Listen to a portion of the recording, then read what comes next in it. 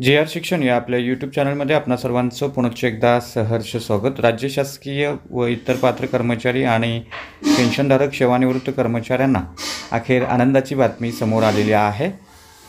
राज्य शासकीय कर्मचारी त्याचबरोबर निमसरकारी कर्मचारी पेन्शनधारक ज्या मागणीची प्रतीक्षा करत होते त्या संदर्भातला अतिशय महत्त्वपूर्ण असा शासन निर्णय दिनांक 20 जून 2024 रोजी निर्गमित झालेला आहे।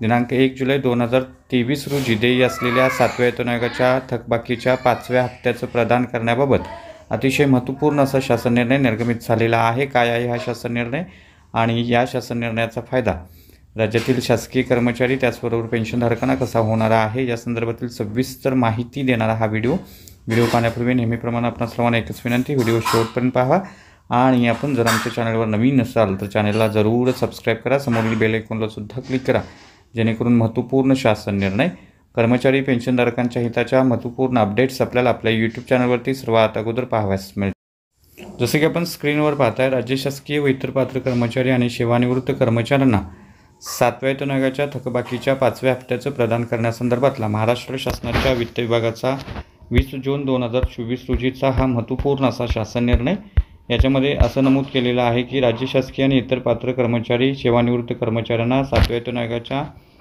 थकबाकीच्या 5व्या हप्त्याची रक्कम भविष्य निर्वाह निधी योजनेच्या खात्यात किंवा रोखीनं अदा करण्यात यावी।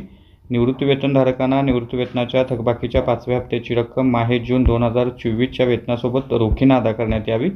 त्याचबरोबर राज्य शासकीय कर्मचाऱ्यांच्या थकबाकीच्या 5व्या हप्त्याची रक्कम माहे जून 2024च्या वेतनासोबत अदा करण्यात यावी।